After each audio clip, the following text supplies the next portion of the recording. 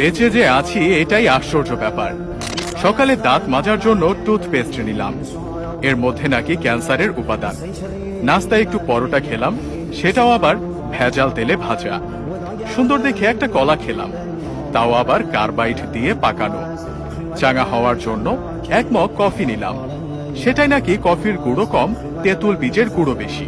কাঁচা বাজারে গেলাম টাটকা শাক সবজি কেনার জন্য, কিনবো কি, সব তো হাইব্রিড সার দিয়ে ফলানো। মশলা আর হলুদ গুঁড়ো নিলাম, ওতে আবার লেড আর ক্রোমাইড কেমিক্যাল মেশানো। সয়াবিন তেল দিয়ে রান্না করব, সেই তেলের অর্ধেকই নাকি পাম অয়েল মেশানো। মাছ মুরগি খাবো, কিন্তু সেগুলোকে ভেজাল পোল্ট্রি ফিড খাইয়ে বড় করা হয়। গরমের দিনে একটু তরমুজ খেতে মন চাইলো, সেটা নাকি পটাশিয়াম পারম্যাঙ্গানেট দিয়ে লাল করা।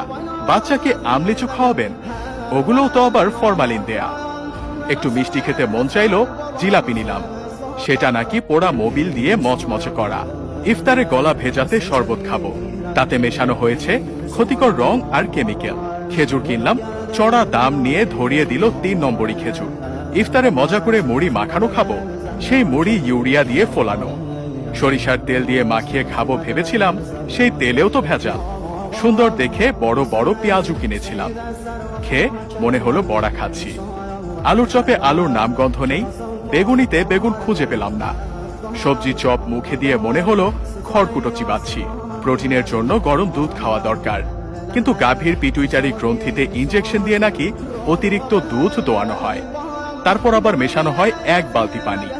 এত ভেজাল খাওয়ার পর 2-1টা ঔষধ না খেলে তো শরীর টিকবে না। কিন্তু ঔষধ যে খাবো, বেশিরভাগ ঔষধ খেলেই হয় সাইড ইফেক্ট, বাকিগুলো আবার শরীরে